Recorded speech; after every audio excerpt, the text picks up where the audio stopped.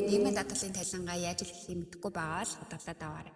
Энэ даатгал цэгийн сайт руугаа нэвтэрч ороод өөрийнхөө байгууллага сонгоод өгнө үү. Нийгмийн даатгалын сайт руугаа орохоор хянах самбаар нийгмийн даатгал лавлгаа ичта төлбөр гэсэн зэсүүд минь гараад ирнэ. За нийгмийн даатгалын тайлан хэсэг дээрээ очиод баруун дээд буланд буюу нийгмийн даатгалын тайлан оруулах зэс маань гарч ирнэ.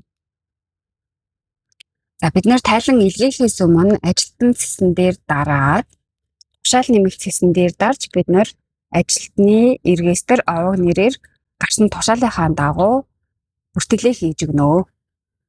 Нийгмийн даатгал оруулах хэсэгт даарснаар бид нэр нийгмийн даатгал руу ажилтны цалингаас татах хэсэгтээр дараад бидний оруулж өгсөн ажилтны мэдээлэл маань татагдаад гараад ирнэ.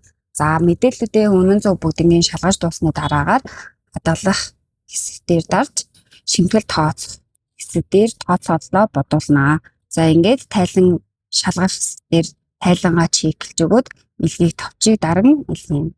Нийгмийн даатгалын тайлангаас хад бүр дараа сарынхаа 5-ны дотор илгээх ёстой байдаг. Та хэрэг тайлангаа хоцроосон тохиолдолд гаргуул төлөх хэрэгсэлтэй байдаг учраас хад бүр хугацаанд илгээж хэвшээрэй гэж хүсье. За илүү дэлгэрэнгүй мэдээлэл авах хүсвэл манай пэйж үзэг дагаад бидэнтэй нийтээрээ тэгээд дараагийн бичлэгээр уулзлаа. Баярлалаа.